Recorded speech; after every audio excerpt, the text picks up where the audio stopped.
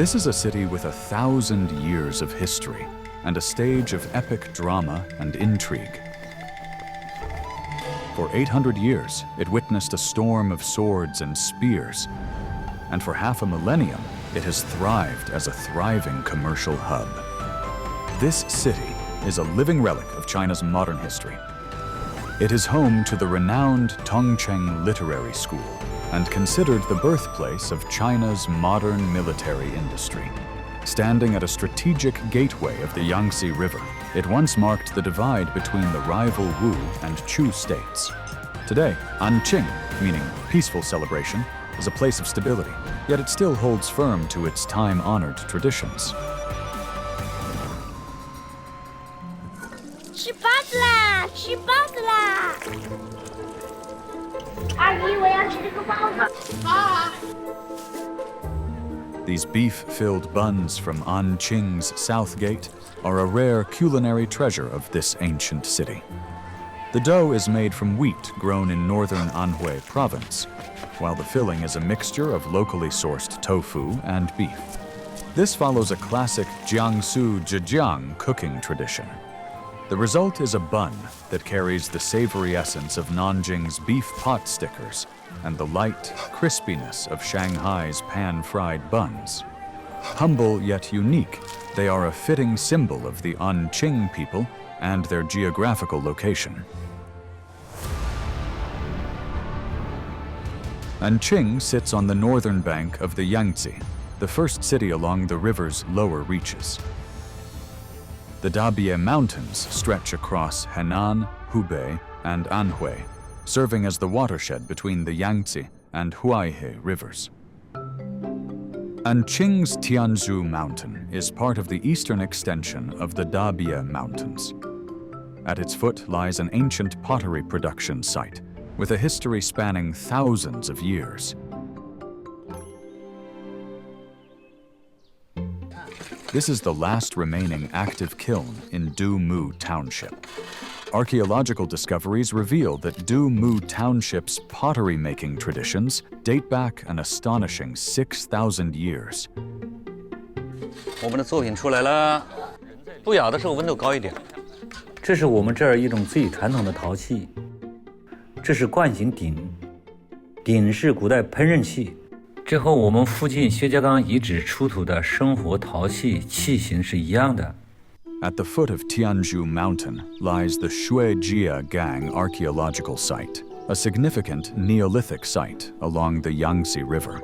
Dating back approximately 6,000 years, the pottery here is regarded by archaeologists as one of the greatest discoveries in the history of ceramics. These ancient pottery-making techniques are evidence of a thriving prehistoric civilization, which even 6,000 years ago had already reached a remarkable level of sophistication. Almost 3,000 years later, during the Zhou dynasty, the Tianzhu mountain region was granted the title Wan State, its name symbolizing beauty and prosperity. Not coincidentally, it's where Anhui's provincial abbreviation originated. But the Wan contributed more than just a name to Anhui. As the Yangtze flows through Anqing, it narrows to less than a kilometer wide, forming a natural choke point. Controlling this strategic passage allowed defenders to block enemy forces from advancing downstream with minimal troops. When the river widens beyond the city, there are no mountains or natural barriers to hold back an advancing army. So Anqing truly was the final stronghold that could safeguard key cities like Nanjing.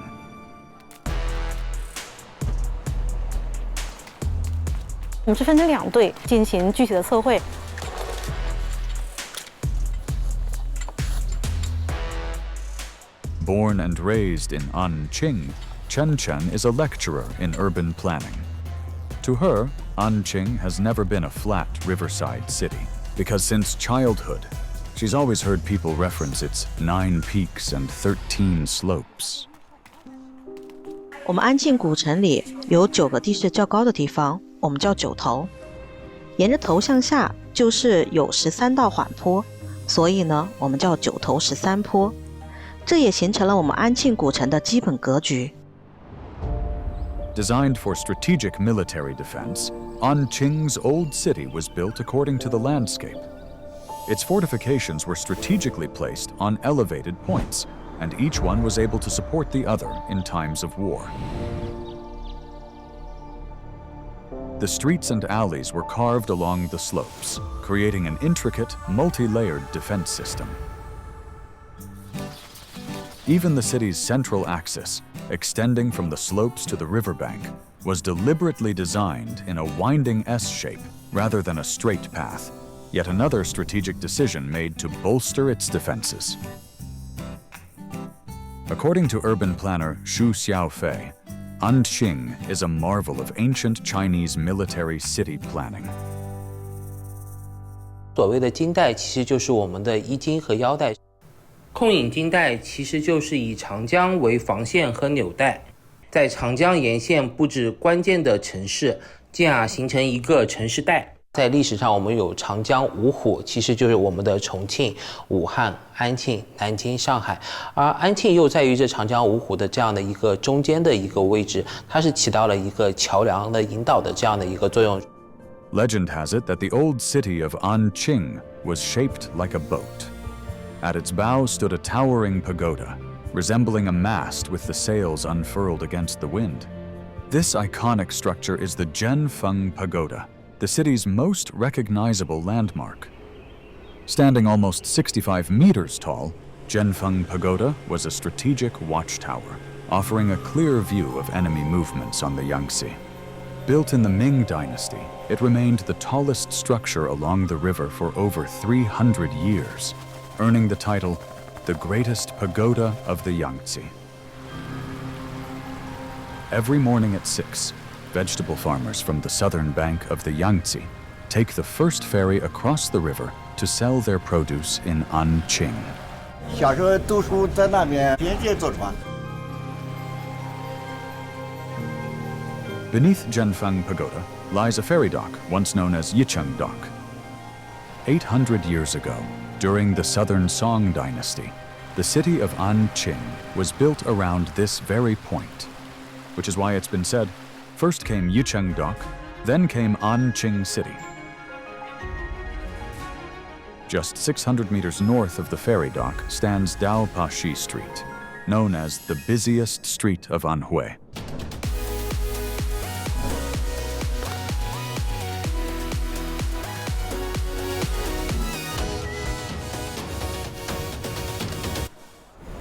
At the street's entrance, 2 stone lions catch one's eye. Unlike the traditional guardian lions that sit upright in a regal manner, these lions are much more playful looking. In fact, the street's name, Daopashi, translates to upside-down lion. 这呢就是道拔狮牌坊，我们面前看到的这个瑞兽呢就是道拔狮，它呢实际上是龙生9子之一的第5子。 酸梨，别名呢又叫桃八，因为它倒爬的像一头狮子一样，所以安庆老百姓呢又尊称为倒爬狮子。过去呢，在古代的香炉上面就是这种瑞兽，它是吸烟火的。 Since the buildings along this historic street are mostly brick and wood structures, fire prevention became something of a superstition. To the people, these lions were like guardians that protected their street from fire and disaster. 这就是安庆最有名的鸳鸯闸，它呢是我们晚派建筑的过街楼。 At different times, Yuanyang-Jia Alley could take on 2 distinct forms. Most days, it remained open, allowing people to pass through freely. But in times of war, the gates of the passageway would shut, blocking the enemy from entering. One could even say it is representative of Anqing's history, as the once fortified military stronghold has now opened its gates and become a bustling center of commerce.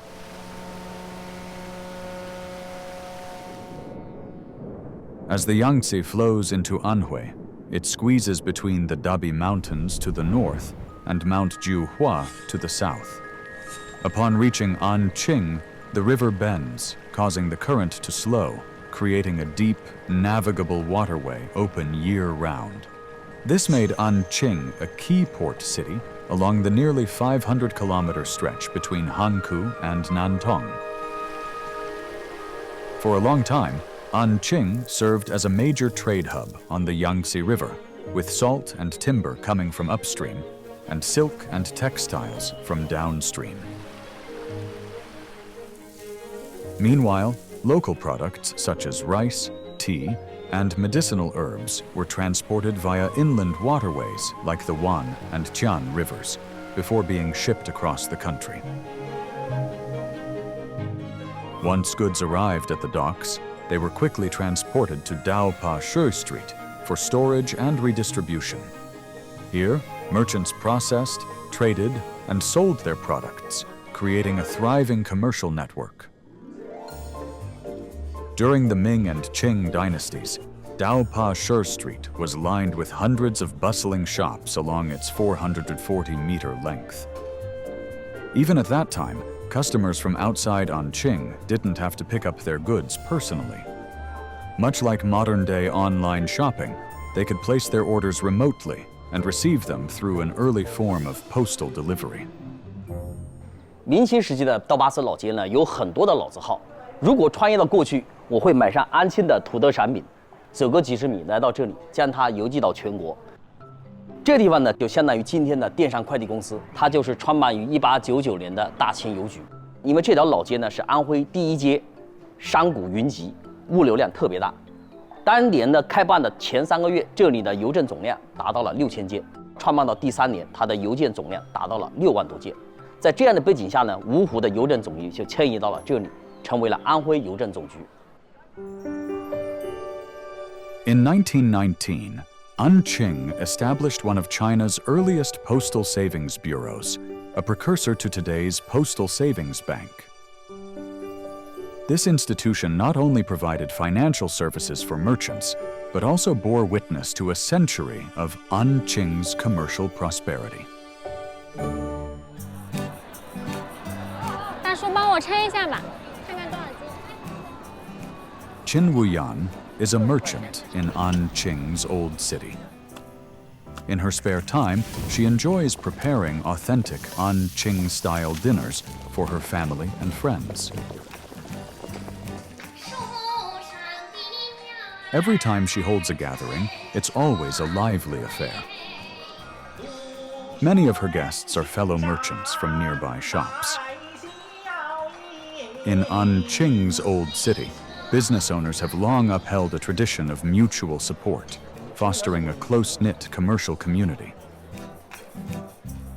Along the ancient street, it's common for neighboring buildings to share the same wall. These families are both close neighbors and business peers, adding to the overall feeling of harmony here. By sharing a single wall, each shop has more operating space, and construction costs are much less expensive. This practice benefits both sides and reflects the city's long-held business values. 我们把这个往这边移一点。 Liu Weiping runs an art gallery in Anqing's old city. Her passion lies in capturing the charm of the ancient streets through her oil paintings. 我现在画的就是我们这条街，这条街它总是显得很宽敞，阳光总是很充足。 Indeed, despite being just 3 meters wide, this bustling commercial street never feels cramped or suffocating. A closer look reveals a subtle architectural detail. Many old buildings have their second floors set back by about a meter from the one below. This is actually a selfless sacrifice by homeowners to allow more sunlight into the street below. This thoughtful design, intuitively applied in Anqing centuries ago, creates a warmer and more inviting environment for the entire community. After centuries of commercial evolution, Anqing's old city grew from a thriving marketplace in the Ming and Qing dynasties into a modern, prosperous commercial center. On Renmin Road, the busiest street in Anqing, stands a large bookstore. Each floor is divided into 36 rooms, totaling 108 in all. With such an unusual layout, it begs the question, what was the building originally designed for? It turns out that about 100 years ago, this was the Chuanye Market, one of the earliest large-scale department stores in Anhui. 这个建筑呢是清末明初的一种建筑，1908年办了这个安徽劝业场。劝业二字指的就是劝无包兴无业，就是规劝国人发展自己的工商业。At that time, China's industrial and commercial sectors were still in their infancy. Visionaries, seeing the need for economic strength, actively invested in industry to revitalize the nation. The Chuanye Market served both as an exhibition hall and a retail center. Each of its 108 rooms specialized in a different product category, offering a diverse range of goods under one roof. It was from this marketplace that Anqing's commercial industry took its first steps toward prosperity. In Anqing's old city, there is a seemingly ordinary guest house that is almost always fully booked. Each evening, guests will make their way to the balcony with a pot of tea, as if expecting something special to happen. Suddenly, the unmistakable sound of drums echo throughout the streets. It's coming from the opera stage in the street below. Back in the Qing dynasty, local merchants pooled their resources to build this stage to attract more visitors. Since then, Huangmei Opera performances have been held here for 200 years without interruption. The gathering of people and rise in prosperity sustained Anqing's commercial success for centuries. But the city never stopped reaching for greater heights.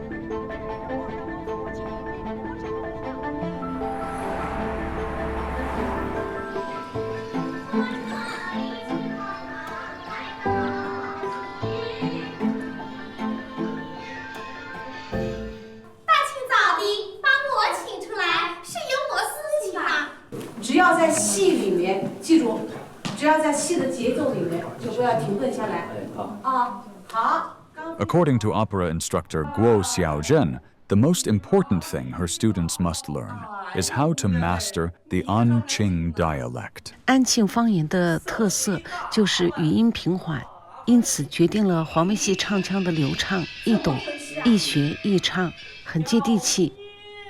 很多形象俏皮的安庆话，像算小就是小气，三把抓就是做事麻利，这些都用在了黄梅戏的道白中。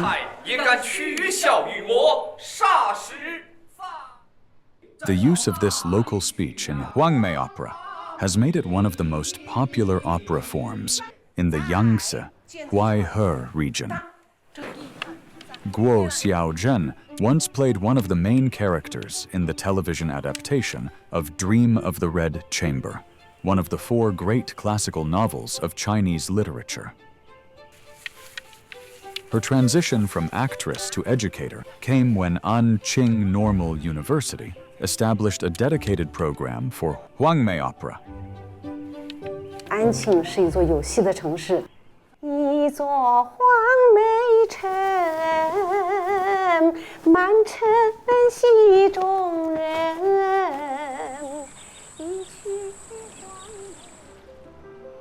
这个呢是喜鹊，喜鹊旁边呢围绕桂圆，这寓意着喜报3元。Art teacher Li Tingting is fascinated by Anqing's ancient architecture. A prime example is the ancestral mansion of the Zhao family, which is where she frequently brings her students to sketch. 这道主梁，因为它中部呢略微的拱起，两头比较圆融壮硕，就像一条横卧的冬瓜，所以我们民间俗称冬瓜梁。Hanging at the center of the main hall, the winter melon beam is the defining feature of this Anhui-style building. However, it's also a play on words. The Chinese pronunciation of winter melon beam is close to the word pillar, which symbolizes the hope that the youth will be the foundation of the future. With its 7 courtyards and 5 grand halls, the mansion has a regal layout, yet never approaches anything that could be considered ostentatious. 看这边有2个字，什么字？地道啊。 Another unique feature of the building are passageways known as avoidance corridors. These were meant to ensure younger family members didn't cross paths with their elders, in keeping with the Confucian ideals of hierarchy and respect. 设施很多，这个地方有设施的，地方还是你看这个婚姻纹呐。 Today, expert Yuan Weixiang is leading a team in the restoration of a Qing dynasty painting. 我们要从它这个图纸啊、命纸上面来解决问题。 In the restoration world, the layer of lining paper backing a painting is called life paper, as it plays a crucial role in preserving the artwork.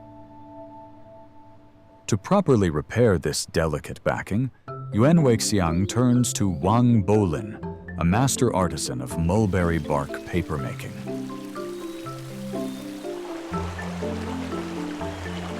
我们从换找到现在都是靠着对，以前我们就叫换皮纸。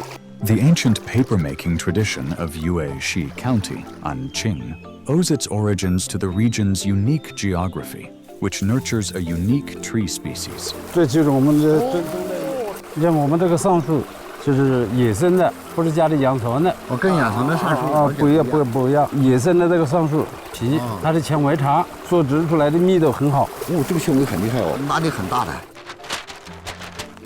对，你看我这么大幅度的。对对，你不管怎么算，对，你像人民币那折豆3000多次，你像我们的纸。 那折豆的话，是人民币的200多。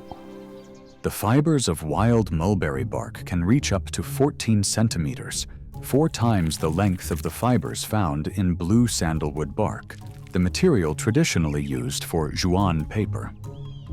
In 2002, when restoration work was being carried out on a panoramic painting inside the Forbidden City, experts searched nationwide for the life paper that could match the original material. Eventually, the mulberry bark paper from Anqing. 这个就是我们做桑皮纸的时候，野生的猕猴桃纸，砍下来，经过木锤打浸泡，就把这里面的果胶浸泡出来了。 Adding wild kiwi pectin is Wang Bolin's signature technique. It strengthens the fibers, making the paper structure denser and more uniform. The result is a finely crafted, subtly fruit-scented paper that is now highly valued. So, why has such a labor-intensive and costly paper-making craft never faded in Anqing? The answer lies in history. For centuries, Anqing scholars, calligraphers, and painters all favored mulberry bark paper. Thanks to Anqing's relative prosperity, the wealthy could pursue their artistic and literary passions with all the best materials. This enduring patronage ensured that the craft of mulberry bark papermaking thrived. This paper holds the secret to Anqing's rich cultural and literary heritage. This watchtower is one of the oldest surviving historical buildings in Anqing. In the early Qing dynasty, when Anhui was officially established as a province, Anqing became its first provincial capital, and the watchtower served as the administrative headquarters. For this reason, it now stands as a symbolic founding landmark. During this period, Anqing was not only the political center of Anhui, but also a hotspot for intellectuals. Soon, it gave rise to the Tongcheng School, which dominated the Chinese literature scene for more than 200 years. 安庆是一座文学之城，有深厚的文化。在汉乐府里面，有一首非常有名的叙事长诗，叫《孔雀东南飞》。它那个故事的发生地，据考证，就是发生在我们安庆。到了现代呢，我们安庆，比如说有这个著名的小说家张恨水。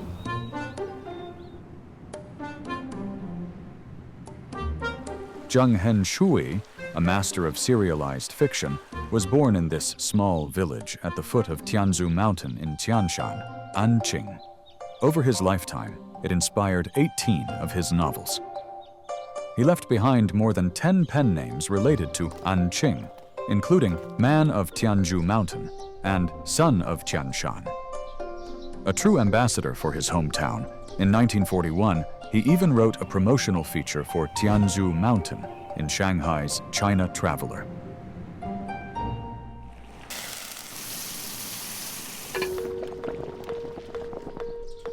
张恨水在《鸡粉世家》这本小说里啊，也写到了鸡汤泡炒米，还写到了我们的烧饼啊，还有油淋鲈鱼。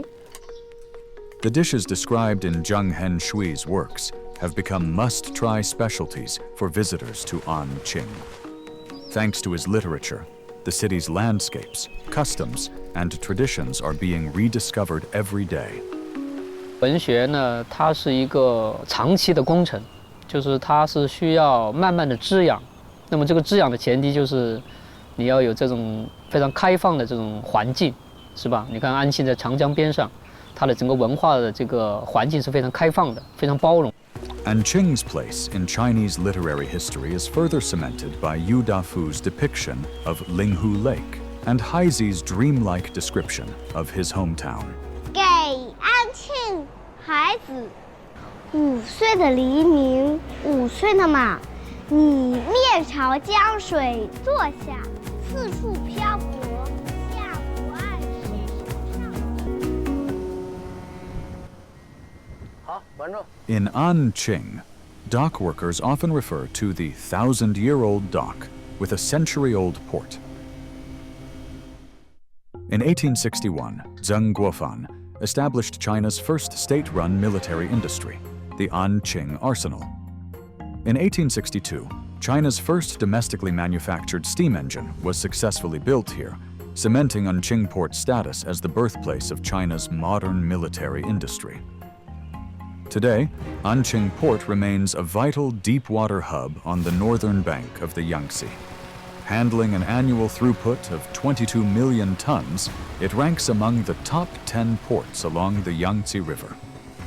Spanning 22 kilometers with 40 docks, it facilitates the daily movement of goods of every kind. Throughout history, Anqing has flourished by waters of the Yangtze. Not only was it the cradle of ancient Wan culture, but it has also stood as Anhui's provincial capital for over a century. From a strategic port to a literary city, Anqing is both dignified and graceful, steadfast in tradition, yet adaptive to change.